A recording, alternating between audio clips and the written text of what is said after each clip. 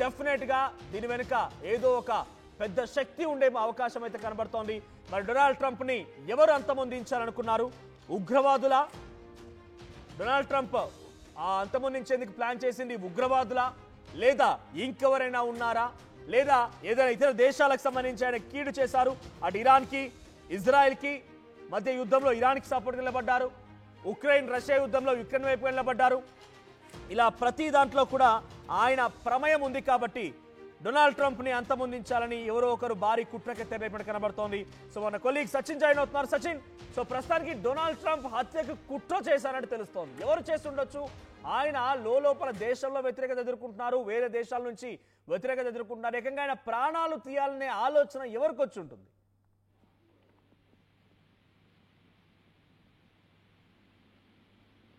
Hello right Sachin, ఆయన ప్రాణాలు తీయాలనే ఆలోచన ఎవరికి వచ్చి ఉంటుంది? ఇతర దేశాలు ఇరాన్, రష్యా, చైనా ఈ దేశాల నుంచి వ్యతిరేకత ఎదుర్కొంటున్నారు. ఆ తర్వాత ఇప్పుడు లోపల కూడా నో కింగ్స్ పేరిట ఒక నిరసన కొనసాగుతుంది. కొన్ని లక్షల మంది రోడ్లపైకి వచ్చి డొనాల్డ్ ట్రంప్ కి వ్యతిరేకంగా పోరాడుతున్నారు. సో ఆయనని చంపేంత కుట్ర ఎవరు చేసి ఉంటారు?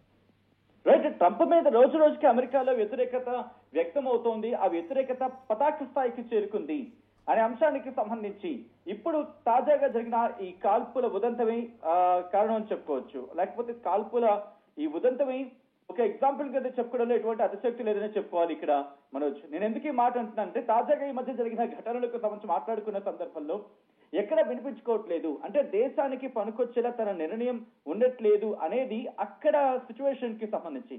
అండ్ ఈ రోజు ఘటన ఫ్లోరిడాలోని పామ్ బీచ్ ఇంటర్నేషనల్ ఎయిర్పోర్ట్ దగ్గర ట్రంప్ విమానానికి ఇన్ఫాక్ట్ విమానానికి సంబంధించి ఆయన మనవుతున్న ప్రాంతానికి సంబంధించి సుమారుగా 200 యాడ్స్ దూరంలో ఒక చెట్టుపై చెట్టుకు సంబంధించి అక్కడ మౌంటైన్ స్టాండ్ అంటూ ఉంటారు. సో ఆ ప్రాంతం నుంచి ఒక ఇటువంటి దాడి జరిగిన అంశానికి సంబంధించి మాట్లాడుకుంటున్న సందర్భం. సో ఈ కాల్పుల గురించి మాట్లాడుకున్న సందర్భంలో ఒక్కసారి జనవరి నుంచి వెళ్లే ప్రయత్నం చేద్దాం.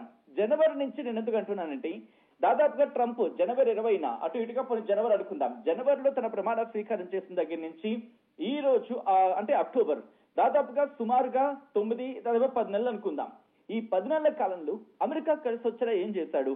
ఎప్పుడు తనకు సంబంధించి ఒక నోబెల్ శాంతి బహుమతో లేకపోతే యుద్ధాన్ని ఆపేనో చెప్పడము, లేకపోతే అమెరికాకి ఏదో వ్యతిరేకంగా కార్యకలాపాలకు పాల్పడుతున్నాడు అని ఒక చర్చ జరుగుతున్న నేపథ్యంలో అది ఎవరు ధృవీకరించట్లేదు. బట్ వాళ్ళు ఏమంటున్నారు, అమెరికన్ నేషనలిస్ట్ కావచ్చు, లేకపోతే అమెరికాకు సంబంధించి మరి ముఖ్యంగా ట్రంప్ మద్దతుదారుడు, ట్రంప్ అమెరికా కోసమే చేస్తున్నాడు, అంటే మేక్ అమెరికా గ్రేట్ అగైన్ అనే కాన్సెప్ట్ అమెరికన్స్ ని మెప్పించింది. ఈ కోణంలోనే ఆయన అధికార పీఠాన్ని ఎక్కాడు. సో ఈ నేపథ్యంలోని ఇంకా చెప్పాలంటే కనుక అమెరికాకు మేలు చేస్తాడు అని చెప్పి ఒక గట్టి విశ్వాసంతో గద్దెనెక్కించిన పరిస్థితి. దాంతోపాటు కొన్ని కార్యక్రమాలను స్పెషల్ గా తీసుకొచ్చాడు. దానికి ఎలాన్ మస్క్ లాంటి వాళ్ళని అపాయింట్ చేశాడు. బట్ ఎలాన్ మస్క్ లాంటి వాళ్ళు ఆయన మీద వ్యతిరేకత ప్రదర్శించిన సందర్భంలో, ఆయనకి వ్యతిరేకంగా కమెంట్స్ చేసిన సందర్భంలో ఒక్కసారిగా తన పందహ మార్చాడు. దాంతోపాటు కొన్ని అపాయింట్మెంట్స్ విషయంలో కూడా ఇటు తీవ్రమైన చర్చ జరిగింది. ఏ కార్యక్రమానికి సంబంధించి అంటే ఏదైతే తన ప్రాజెక్ట్స్ అనుకుంటున్నాడో ప్రజల్లోకి తీసుకువెళ్లాలో అవి సరిగ్గా ఇంప్లిమెంట్ కావటం లేదు అని చెప్పి కాస్త నెగిటివ్ రిపోర్ట్స్ వచ్చినప్పుడు ఆ నెగిటివ్ రిపోర్ట్స్ వచ్చిన సందర్భంలో కూడా సంబంధిత అధికారిని మార్చేశాడు. సో ఇలాంటి ఒకటి కాదు రెండు కాదు అనేక ఉదంతాలు ప్రస్తుతం అమెరికన్లను కోపం తెప్పిస్తోంది. ఎందుకంటే వాట్ ఎవర్ ఇట్ హ్యాపెన్స్, ఏం జరిగినా యాక్సెప్టెన్సీ ఉండాలి, అది ఉండటం లేదా, ఇది ప్రస్తుతం ఒక అంశానికి సంబంధించి తీవ్రమైన చర్చ జరుగుతున్న. అంటే ఇక్కడ ఆయన పామ్ ఇంటర్నేషనల్ ఎయిర్పోర్ట్ కు వస్తున్నారు, పామ్ బీచ్ ఇంటర్నేషనల్ ఎయిర్పోర్ట్ కు వస్తున్నారు. ఆయన ఫ్లైట్ అక్కడే రెడీగా ఉంటుంది, ఆయన అక్కడి నుంచే టేక్ ఆఫ్ కావాల్సి ఉంది. సో ఆయన ఈ మార్గం వెంటే వెళ్తారు, అక్కడ ఈజీ యాక్సెస్ గా ఉంటుంది. ఇవన్నీ కూడా అంత సామాన్యమైన వ్యక్తులకి, నిరసన చెప్పే వ్యక్తులకి అమెరికాలో ఎంత ఆయనపై వ్యతిరేకత ఉన్నా కూడా అంత ఈజీగా దాన్ని పసిగట్టడం ఒక సింగిల్ పర్సన్ వల్ల అయితే కాదు. ఎందుకంటే అది ఈజీ యాక్సెబుల్. మనం మ్యాప్ కూడా చూపిస్తున్నాం. ఇక్కడ ఒక చెట్టు పైన చిన్న పక్షి గూడు లాంటి గూడును ఏర్పాటు చేసుకొని అక్కడ నుంచి గన్తో పేల్చాలనుకున్నారంట. ఆయన వెళ్ళేటువంటి ఆ ఫ్లైట్ స్టెప్స్ ఏ రకంగా అయితే మూవ్మెంట్ ఉంటుందో ఆ రకంగానే టార్గెట్ చేసే విధంగా ఉంది అనేది అక్కడ భద్రతా సిబ్బంది FBI డైరెక్టర్ కష్ పటేల్ చెప్తున్న మాట. అంటే అంత టార్గెటెడ్గా టెక్నికల్గా చేయగలిగారంటే అది ఒక అమెరికన్ సింగిల్ సిటిజన్ ద్వారా అవుతుందా? డెఫినెట్ గా ఇటు ఉగ్రవాదుల విషయానికి వస్తే ఇంకెవరైనా అంతమొందించాలని రకం ఉగ్రవాదులు కనుక ప్లాన్ చేసి ఉంటే maybe they will be something, వాళ్ళకు ఒక టెక్నికల్ నాలెడ్జ్ ఉంటుంది, వాళ్ళంతా ట్రైన్డ్ గా ఉంటారు కాబట్టి చేయొచ్చు.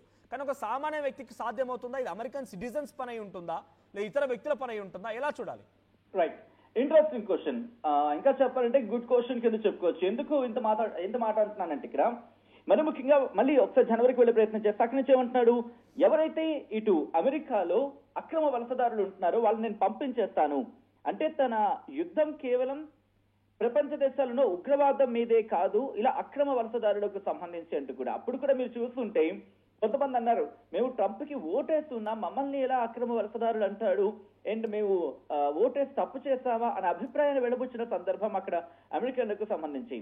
సో కాబట్టి వాళ్ళలో ఆ అసంతృప్తివాదులు కావచ్చు, లేకపోతే అసంతృప్తులతో పీక్స్ కి వెళ్ళిపోయిన వాళ్ళు కావచ్చు, వీళ్ళు ఒక రకం అనుకుందాం. ఇక రెండోది, ట్రంప్ ఏమంటాడు, ఈ మత్తు పదార్థాలకు సంబంధించి ఎక్కువైపోతోంది, ఆ మత్తు పదార్థాలు స్వీకరించడం లేకపోతే మత్తు పదార్థాల సరఫరాను అమెరికాకి ఎక్కువైపోతోంది, కాబట్టి ఈ అక్రమ వలసదారులే దీనికి కీలకంగా ఉంటున్నారు. సో ఇటువంటి నేపథ్యంలో వీళ్ళ వల్ల ప్రమాదాలు కూడా జరుగుతున్నాయి, వీళ్ళ వల్ల ఇబ్బందికర వాతావరణం జరుగుతోంది అనేది 2 పాయింట్ గా మెన్షన్ చేస్తున్న క్రమంలో ఈ పాయింట్ కోణంలో కూడా ప్రస్తుతం దర్యాప్తు జరిగే అవకాశం ఉందనే చెప్పుకోవచ్చు. సో ఈ సీక్వెన్స్ లో అంటే ఒకదాని తర్వాత ఒకటి ఇది రెండో కారణం. ఇక మూడోది, యుద్ధాలకు సంబంధించి మాట్లాడుకునే క్రమంలో గాజా అలాగే అంటే పాలస్తీనా వర్సెస్ ఇజ్రాయెల్ గా మారిన క్రమంలో అమెరికాలో కూడా నిరసన సగలు వెల్లువెత్తాయి. అక్కడే ఉంది ఎవరైనా పాలస్తీనా మద్దతుదారుడిగా మాట్లాడితే అణగదొక్కేస్తాను అనే. ఇప్పుడున్న సిచ్యువేషన్ లో సచిన్ చాలా క్లియర్ గా అమెరికాని వ్యతిరేకిస్తున్న దాంట్లో చాలా అగ్రెసివ్ గా ఉంది మాత్రం ఆఫ్ఘనిస్తాన్ ఒకటి. ఎందుకంటే ఆఫ్ఘనిస్తాన్ లో క్రికెటర్లు చనిపోయారు, ఆఫ్ఘనిస్తాన్ లో సామాన్య ప్రజలు చనిపోయారు, ఆఫ్ఘనిస్తాన్ లో 250 మంది ఇప్పటి వరకు పాకిస్తాన్ దాడిలో మరణించారు. సో దీని వెనక ఉంది అమెరికా అనేది ఆఫ్ఘనిస్తాన్ భావిస్తోంది. మేబీ దేర్ విల్ బి వాళ్ళంతా అగ్రెసివ్ గా ఉన్నారు ఇప్పుడున్న సిచ్యువేషన్ లో జరిగింది ఘటన కాబట్టి. అటు రష్యా కూడా కొంత ఆగ్రహంతో ఉంది, కానీ రష్యా ఇటువంటి తప్పుడు పని చేస్తుందని మనం భావించలేం. ఇటు చైనా కూడా కొంత ఆగ్రహంతో ఉంది, సో అటువైపు చూస్తుంటే ఇరాన్ కూడా ఉంది. ఇవన్నీ వ్యతిరేకంగా ఉన్నాయి. బట్ ఆఫ్ఘనిస్తాన్ అమెరికా అధ్యక్షుడిని హెచ్చరించింది. ఇతర దేశాలు డైరెక్ట్ గా హెచ్చరించకపోయినా, రష్యా హెచ్చరించలేదు, చైనా హెచ్చరించలేదు, వీళ్ళెవరు హెచ్చరించలేదు, కానీ ఆఫ్ఘనిస్తాన్ హెచ్చరించింది. సో దీని వెనక ఎవరైనా వాళ్ళ పని ఉండే అవకాశం ఉందా? తాలిబాన్స్ పని ఉండే అవకాశం ఉందా? రైట్, అంటే ఎవరి పాత్రను మనం ధృవీకరించలేకపోయినా మీరు అన్నట్టుగా ఇటు ఆఫ్ఘనిస్తాన్ కి సంబంధించి మద్దతుదారులు అంటే అమెరికాలో ఉండే ఆఫ్ఘనిస్తాన్ మద్దతుదారులు కావచ్చు, లేకపోతే అమెరికాలో ఉన్న ఈ పాలస్తీనా మద్దతుదారులు కావచ్చు, బహుశా వీళ్ళ పాత్ర కూడా మనం కొట్టిపారేయలేం మనోజ్. నేను ఎందుకు ఈ మాట అంటే నిన్న మీరు జరిగిన డెవలప్మెంట్ చూస్తే కనుక తిరిగి మళ్ళీ దాడులు ఉపక్రమించిన పరిస్థితి, అంటే తిరిగి మళ్ళీ దాడులు అక్కడ జరుగుతున్నాయి. సో ఈ క్రమంలో అమెరికా కూడా ఒకవేళ ఏమైనా అటు ఇటుగా వ్యవహరిస్తే గాజా మీద గట్టిగా ఉక్కుపాదం మోపుతామని అర్థం వచ్చేలా మాట్లాడుతున్న సందర్భం. అంటే కర్ర విరగదు, దాంతో పాటు ఏదో అంటూ ఉంటారు కదా, అదేదో చావదు అని టైప్ లోని.